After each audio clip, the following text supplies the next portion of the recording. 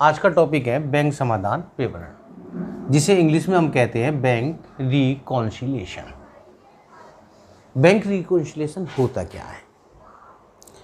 व्यापारी अपने यहाँ पर कैश बुक रखता है, रोकड़ बही, हिंदी में कहते हैं रोकड़ बही, इंग्लिश में कैश बुक। कैश बुक में एक खाना होता है बैंक कॉलम।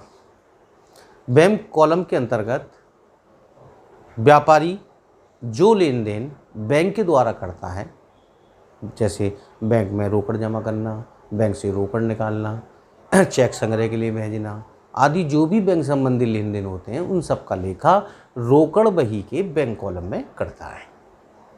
जितने भी बैंक से लेन देन होंगे वो सब उनका लेखा जोखा व्यापारी के रोकड़ बही के बैंक कॉलम में होता है।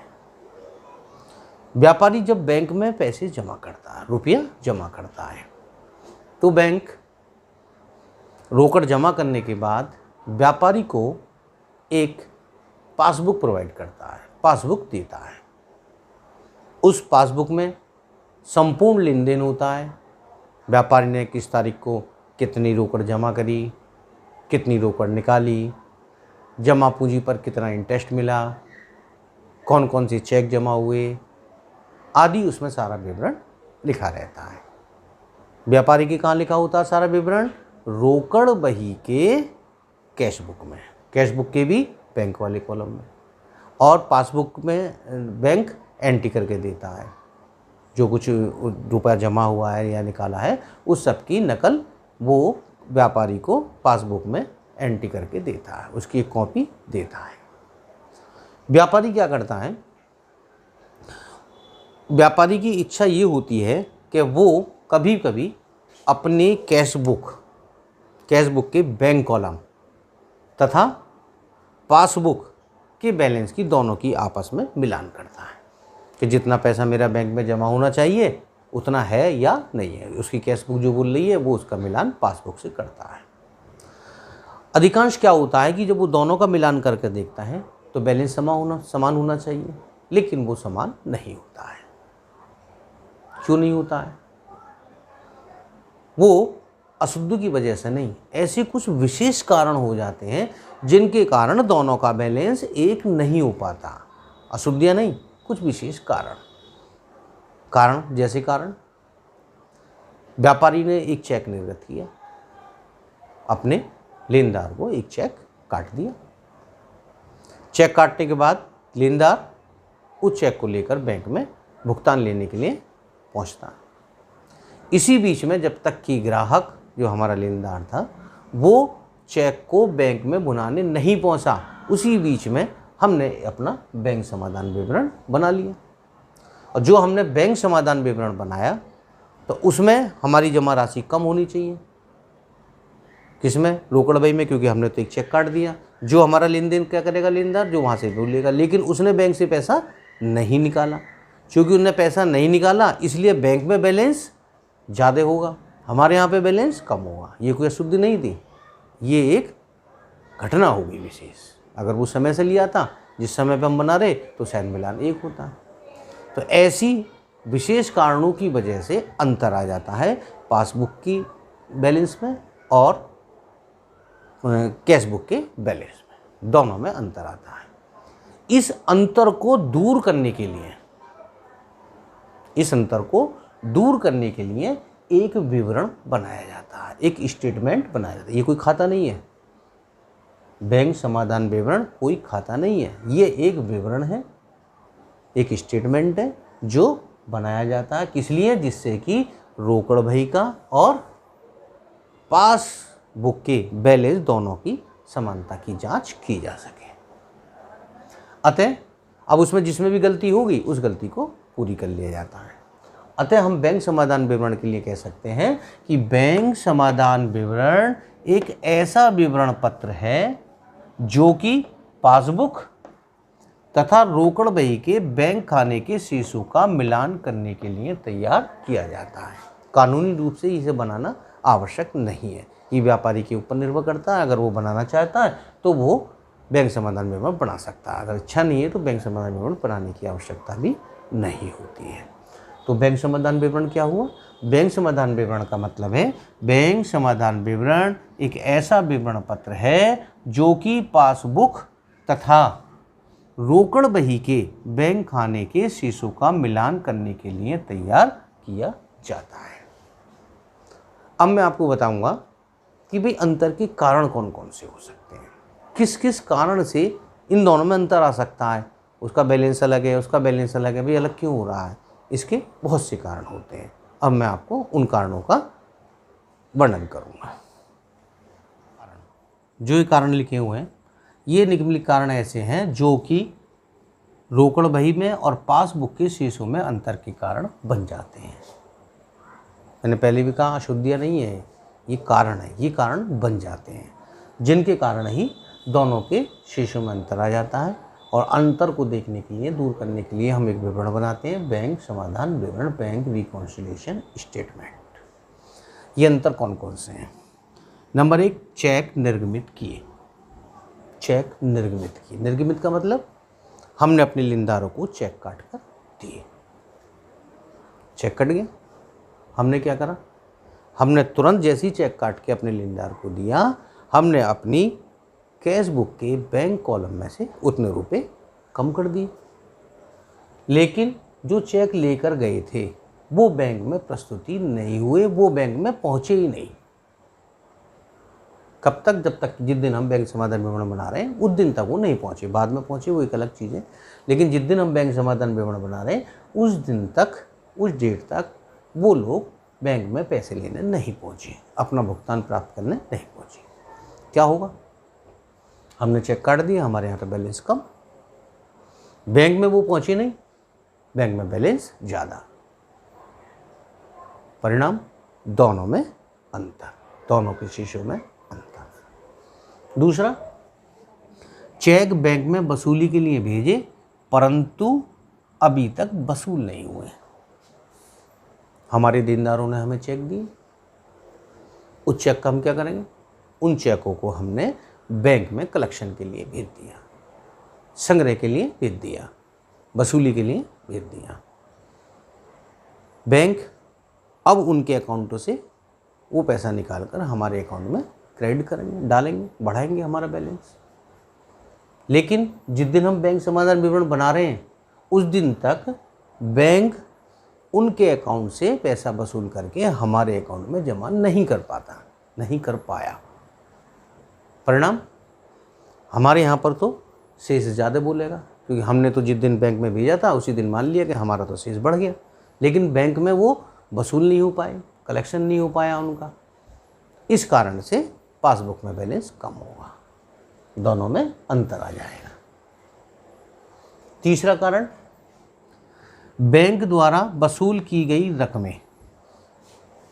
बैंक हमारे एक एजेंट के कार्य भी करता है। हम बैंक को लिखित आदेश दे देते हैं कि भाई हमारा जो है वहाँ से ब्याज आएगा, वो ब्याज आपको वसूल करना है, वहाँ से लाभांश आएगा, वहाँ से लाभांश वसूल करना है, ये प्राप्त बिल हम जमा कर रहे हैं, इन प्राप्त बिल का पैसा वहाँ से वसूल करना है आपको। तो बैंक हमारे कलेक्शन का कार्य बहुत करता है। तो बैंक द्वारा वसूल की गई रकमें, बैंक ने हमारे ब्याज पर ब्याज वसूल करा, लाभांश वसूल करा, प्राप्त बिल का पेमेंट वसूल किया, ये सब वसूल करके कहाँ डाल दिया? हमारे अकाउंट में क्रेडिट कर दिया, और हमारे पास इसकी सूचना है नहीं। तो बैंक में तो शेष ज़्यादा, क्योंकि बैंक ने वसूल कर लिया, और हमारे यहाँ पर शेष कम।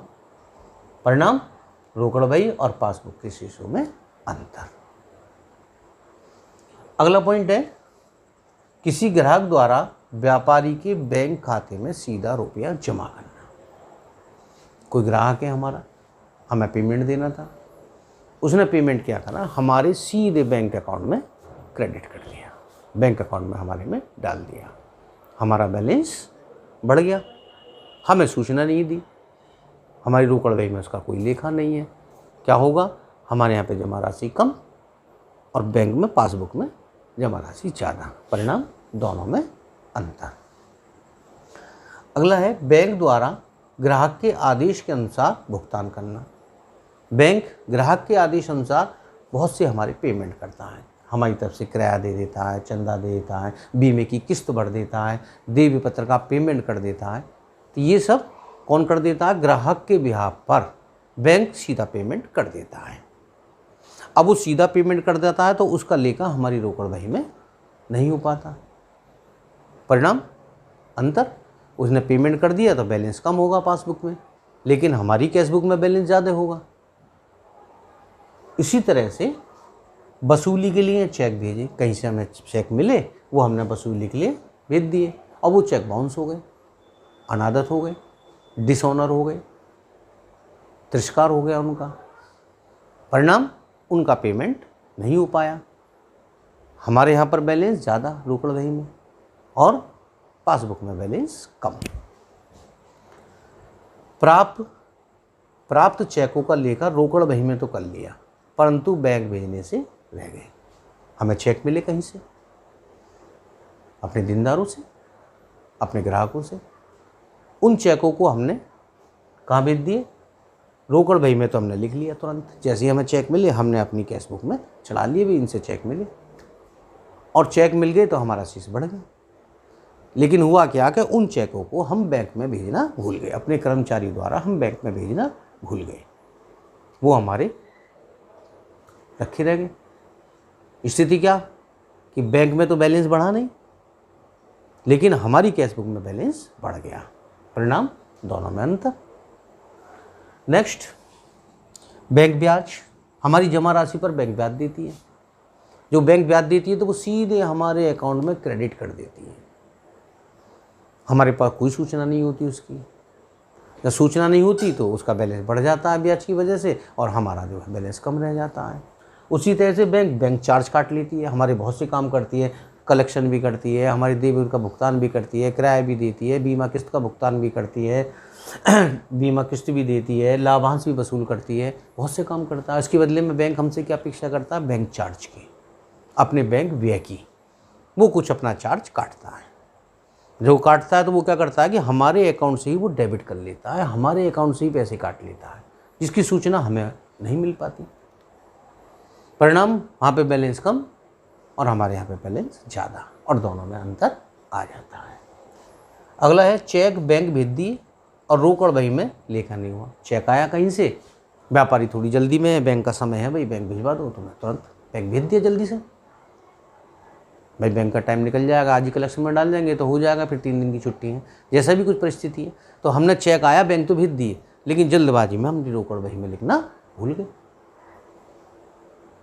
क्या हुआ? बैंक में तो बैलेंस बढ़ गया, हमें पता ही नहीं है, अंतर। उसी तरह से चेक काट दिए हमने अपने देनदारों को, और हुआ क्या? चेक काट दिए और रोकड़ बही में लिखना भूल गए, जल्दी से चेक काट दिए, वो पेमेंट ले गए, तो बैंक में बैलेंस कम और हमें मालूम ही नहीं, हमारे यहाँ बैलेंस ज़्यादा। तो ये और भी कारण हैं, 11 और भी कारण हैं, बहुत सारे कारण हैं। तो शॉर्ट में कि ये लगभग 10-11 कारण ऐसे हैं जो कि रोकड़ बही और पासबुक के शीशों में अंतर ला देते हैं। अगला हम टॉपिक पढ़ेंगे अब कि विधियाँ इस अंतर को कैसे दूर करें। बैंक समाधान विवरण तैयार करना, बैंक रिकॉन्सिलिएशन स्टेटमेंट को तैयार करना कैसे बनाएं। बैंक समाधान विवरण बनाने के 2 तरीके हो सकते हैं। क्या तरीके हो सकते हैं? नंबर 1, रोकड़ बही के शेष द्वारा। रोकड़ बही कहाँ होती है? व्यापारी के पास, उसके शेष के द्वारा बना लीजिए। दूसरा, पासबुक के शेष द्वारा, जो पासबुक का शेष दे रहा होगा या हम उसके द्वारा बना सकते हैं। बनाने का क्या मतलब है? बनाने का मतलब है कि रोकड़ बही के जो शेष दे रखा होगा उसमें जो चीज़ घटाने वाली होंगी वो चीज़ घटा देंगे, उस शेष में जो चीज़ बढ़ाने वाली होंगी, जोड़ने वाली होंगी, उन सब चीज़ को जोड़ देंगे, जो भी हमारा विशेष परिस्थिति से कमी या ज़्यादा आ गई है। और पासबुक वाले मैटर में पासबुक का जो बैलेंस होगा उसमें जोड़ देंगे या उसमें जोड़ में घटा देंगे। अगर हम लेते हैं रोकड़ बही के शेष द्वारा, पहली विधि हमने ले ली रोकड़ बही के शेष द्वारा। अब ये विधि भी 2 प्रकार से हो सकती है। शेष 2 प्रकार के होते हैं, आप लोगों को जानकारी है। बैलेंस जो होते हैं वो 2 प्रकार के होते हैं, तो डेबिट बैलेंस और एक क्रेडिट बैलेंस। अगर रोकड़ बही का डेबिट बैलेंस है तो उस तरह से विवरण तैयार करना, और रोकड़ बही का क्रेडिट बैलेंस है तो उस तरह से तैयार करना। अभी बैलेंस का क्या मैटर है? रोकड़ बही के डेबिट शेष का मतलब है कि हमारे बैंक में इतनी रोकड़ जमा है, इतने पैसे हमारे जमा हैं। बैंक का कर्जा नहीं है हमारे ऊपर, हमारे पैसे क्या हैं, बैंक में इतने पैसे जमा हैं, तो वो हमारा डेबिट शेष कहलाएगा। रोकड़ बही का क्रेडिट शेष का मतलब जमा नहीं है बल्कि हमने बैंक से कर्जे ले रखे हैं। अधिकतर क्या होता है कि व्यापारी जो हैं वो बैंक से अपनी लिमिट बनवा लेते हैं। लिमिट मीन्स व्यापारी को पैसे की बार बार आवश्यकता पड़ती रहती है, चालू खाता उन्होंने बैंक में खोला होता है, तो वो अपनी कुछ संपत्ति गिरवी रख के बैंक से लिमिट बनवा लेते हैं। यानी कि अगर हमें अचानक किसी समय पर ज़्यादा पैसे की आवश्यकता पड़ जाए तो हम बैंक से तुरंत ले सकें, फॉर्मेलिटी में ना लगें कि भाई हमें जो है 5 लाख ज़्यादा चाहिए तो हमें लोन कराने के लिए लाइन में खड़ा होना पड़ रहा है, प्रपत्र भरने पड़ रहे हैं, बहुत सारे डॉक्यूमेंट्स पूरे, तो वो पहले ही सब कुछ डॉक्यूमेंट्स वगैरह की फॉर्मेलिटी पूरा करके रखते हैं और एक लिमिट बन जाती है कि भाई आपको अगर रुपये की आवश्यकता है तो आप इतने रुपये आहरित कर सकते हैं, आप इतने रुपये निकाल सकते हैं अपने अकाउंट से। तो जब हम जितने रुपये हमारे बैंक में जमा होते हैं अगर हम उससे ज़्यादा निकाल लेते हैं, मान लीजिए सपोज करिए 10 लाख रुपए आपके अकाउंट में जमा, व्यापारी को अचानक ज़रूरत पड़ी 15 लाख की, तो वो 15 लाख निकाल लेगा 10 अपने 5 लिमिट के, और जो 5 लाख रुपए उसने निकाले वो 5 लाख ओवरड्राफ्ट करेगा जिस पर बैंक अपना इंटरेस्ट लेती है। तो शेष 2 प्रकार के हो गए, डेबिट शेष और क्रेडिट शेष। डेबिट शेष में हमारा रुपया बैंक में इतना जमा है, हमारा पैसा है बैंक में जमा है। और ओवरड्राफ्ट में या क्रेडिट शेष में, इसे हम अधिविकर्ष भी कह देते हैं, इसमें यह है कि जमा राशि से हमने अधिक निकाल रखा है, अधिविकर्ष अधिक निकाल रखा, ओवर निकाल रखा, ओवरड्राफ्ट कर रखा, कर्जा है हमारे ऊपर, लोन ले रखा है हमने, या हम उसे लेके करेंगे, उसे हम क्रेडिट शेष कहते हैं। पासबुक में जस्ट इसका उल्टा होता, अपोजिट। जो चीज़ हमारे डेबिट शेष है पासबुक में वो क्रेडिट कहलाएगा, पासबुक में वो क्रेडिट कहलाएगा। इसका मतलब अगर सवाल में पासबुक का क्रेडिट शेष दे रखा है तो इसका मतलब बैंक में हमारे पैसे जमा हैं। रोकड़ बही का डेबिट शेष दे रखा है तो इसका मतलब हमारे बैंक में पैसे जमा हैं। ये दोनों विधि सेम एक सी, इसमें भी रुपया बैंक में जमा है, इसमें भी रुपया बैंक में जमा है। ये दोनों विधि उल्टी, पासबुक का डेबिट शेष लिख दिया या रोकड़ बही का क्रेडिट शेष लिख दिया, इसका मतलब हमारा रुपया जमा नहीं है, बैंक से हमने कर्जा ले रखा है, अधिक पैसे निकाल रखे हैं, ओवरड्राफ्ट कर रखा है। तो इस तरह से हम कोई भी तरीका इनमें से अपना सकते हैं, चाहे तो पासबुक को बेस मान के करें या हम रोकड़ बही को बेस मान के करें, कोई सी को बेस माने। उस बेस मानने के अलावा भी चाहे हम डेबिट शेष वाले से सवाल करें, अगर सवाल में क्रेडिट बैलेंस दे रखा है तो क्रेडिट बैलेंस से सवाल करना पड़ेगा, सवाल पासबुक का क्रेडिट शेष दे रखा तो इसे करना पड़ेगा, इसलिए करना पड़ेगा। क्लियर? अब हम इसमें से केवल एक विधि का अध्ययन करेंगे, रोकड़ बही का डेबिट शेष। इस रोकड़ बही के डेबिट शेष में बहुत सी चीज़ें हम जोड़ेंगे, बहुत सी मदें हम घटाएंगे। कौन कौन सी जोड़ेंगे, कौन कौन सी घटाएंगे, ये मैं भी आपके सामने लिखता हूँ। तो वही चीज़ें जो इसमें जोड़ेंगे या घटाएंगे वही नियम इसमें लागू होंगे, वही नियम इसमें लागू होंगे, वही नियम इसमें लागू होंगे। फर्क सिर्फ कितना है कि जो चीज़ इसमें कुछ जुड़ने वाली होंगी तो वो चीज़ इसमें घटने वाली होंगी, या जो चीज़ इसमें जुड़ने वाली होंगी वो इसमें घटने वाली होंगी। वो नियम केवल जोड़ने घटाने का आपको ध्यान रखना है कि ये नियम है, इस विधि में इसे इन मदों को जोड़ेंगे और इन मदों को इस विधि में घटाएंगे।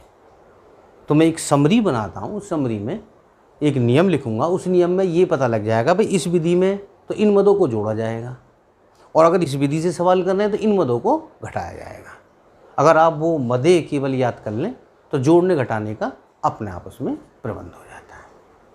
ठीक, तो मैं बता रहा था आपको कि हमारा बैंक समाधान विवरण बनाने के 2 आधार थे, नंबर 1 शेषों के आधार पर और नंबर 2 अधिविकर्ष के आधार पर।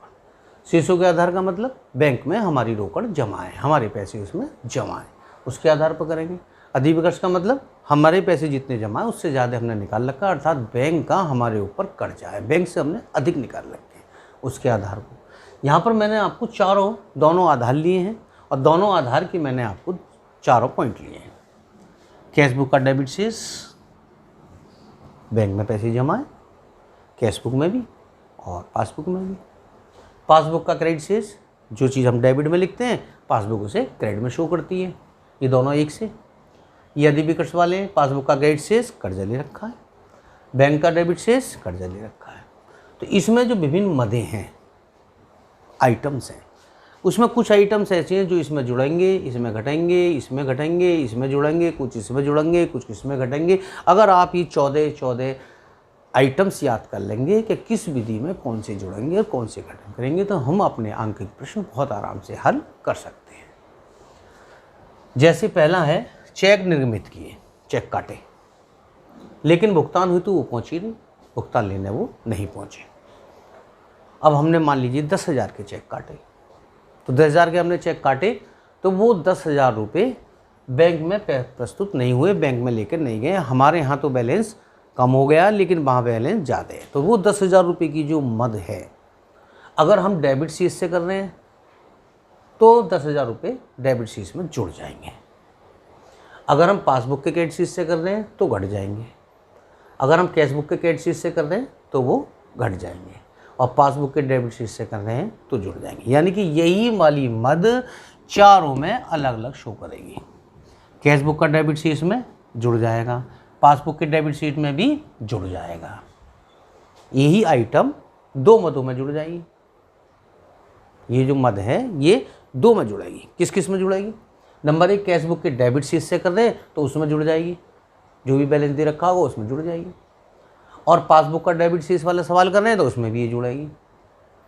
बाकी की जो बीच बीच की जो है, जो पासबुक का क्रेडिट शीट और कैशबुक का क्रेडिट शीट, दोनों के क्रेडिट शीट आप वैसे भी याद कर सकते हैं भाई, जिनके दोनों के डेबिट शीट हैं उनमें तो मदें जुड़ेंगी, और जिन जिन में क्रेडिट शीट हैं उन मद में घटेंगी। ऐसे भी याद कर सकते हैं आप। तो कौन सी मद जुड़ेगी, कौन सी घटेगी, ये मैं एक चार्ट बना रहा हूँ आपके सामने। पहला हो गया, यहाँ तक हो गया है, चेक संग्रह हेतु भेजे लेकिन अनादत हो गए, माइनस प्लस प्लस माइनस। इसके बाद है चेक अनादत हो गए प्लस, ये प्लस, चेक अनादत हो गए तो ये भी प्लस, ये माइनस हो जाएंगे, ये माइनस हो जाएंगे, ये प्लस हो जाएगा। ये माइनस है तो ये प्लस, ये प्लस और ये माइनस, ये प्लस है तो ये माइनस, ये माइनस, ये प्लस, ये माइनस है तो ये प्लस, ये प्लस, ये माइनस, ये माइनस है तो ये प्लस, ये प्लस, ये माइनस, ये माइनस है तो ये प्लस, ये प्लस, ये माइनस होगा, ये प्लस है तो ये माइनस, ये माइनस और ये प्लस। इस तरह से हम चारों में ये केवल 14 नियम अगर हम याद कर लें, 14 आइटम्स याद कर लें, 14 मदें याद कर लें, तो वो 14 मदें ही हमारी चारों विधियों में ऑटोमेटिक ही सवाल हल कर देंगे। किस में जोड़ने हैं, कौन सी घटानी है, एक बार याद करने की ज़रूरत है, बाकी की 3 स्वतः ही तैयार हो जाएगी। इस तरह से हमारे बैंक समाधान विवरण को सोल्व करने के ये नियम थे जिन्हें आप तैयार करेंगे तो इससे आंकिक प्रश्न, जितने भी न्यूमेरिकल प्रश्न है, सब हल हो सकते हैं। ये टॉपिक अब खत्म हुआ। धन्यवाद।